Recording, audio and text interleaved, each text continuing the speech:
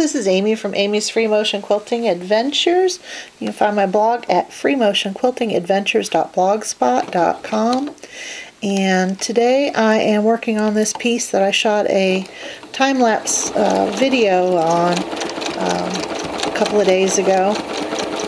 And I'm just going back and I am filling in spots between rows of letters and just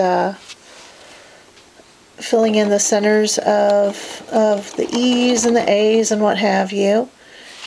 And I thought I'd do it at a more reasonable speed this time so people can see what I'm doing. This saying says, never underestimate the power of a woman with a sewing machine.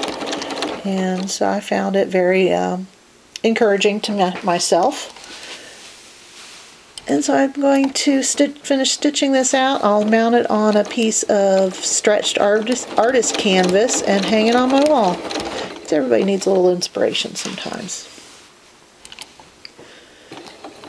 And I am not using my needle down function as I'm going through these letters, just because it's kind of a pain to put it up and down. Makes it a little faster. I'm not breaking my thread as I go.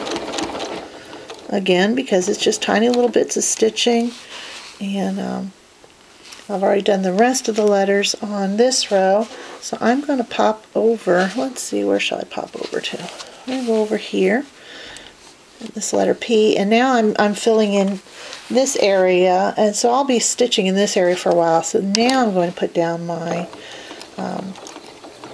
needle down, set my needle down, and that just helps me keep my place when I stop. So I stop, it stays put.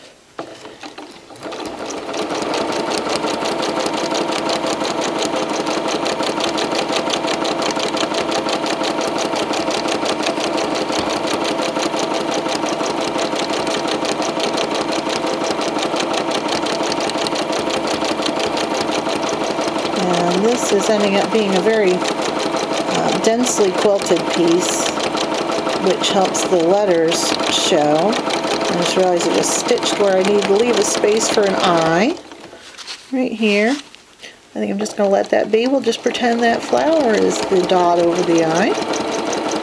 Sometimes I marked this with one of those purple air erase markers, which I love because then you don't have to worry about removing the marks. But the marks have already faded. So that is the downside to the purple pen, but I rarely ever have any issues with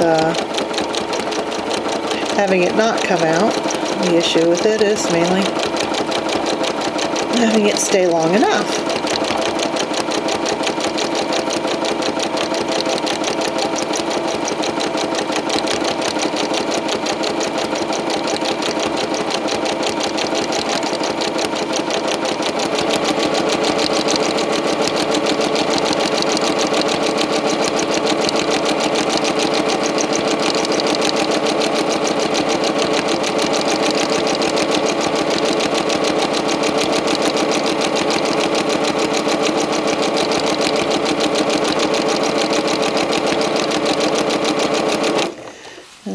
There's another I. I'm going to stitch right over here to where the I should be. The dot for the I. There. Yes, I had my needle back up again. Put it back down.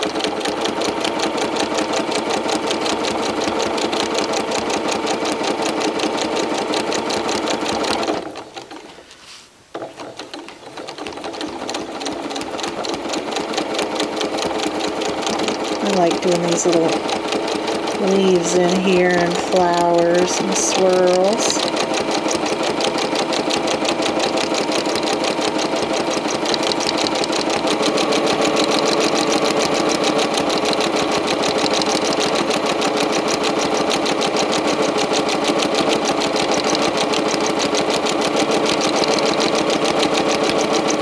I'm going to work myself into a corner here, so I'm just going to go ahead and stitch a couple of times in the same spot, tie off these ends, pop up, and go ahead and go back to filling in some of my letters.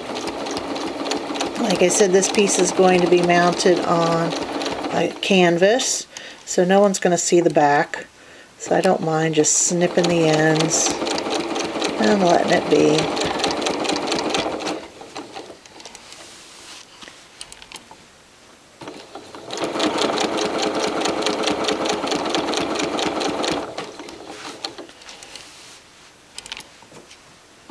I'm nearly done filling in all these letters. I still have a few spots to go back and fill in some empty spots, and that's okay. I'm excited to get this piece done. I've wanted to do it for a while. The quote is not original to me. I saw it on Pinterest somewhere, you know, where all the good ideas will seem to live. And I'm going to go over here and do this E before going back and doing that I, because then I can finish stitching that area in the middle.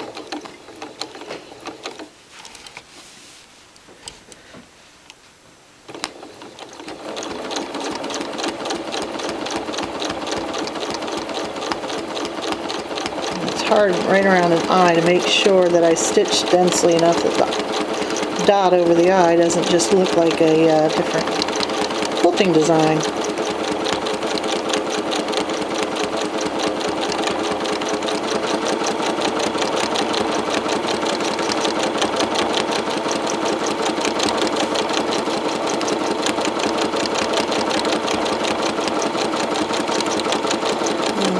In a corner again, and I could just pop off and continue stitching, but I'm going to use my thread cutter and cut my threads so that I can stop and show you more of this piece. I don't want this video to be horribly long, and excuse the loud camera mount. Let's see.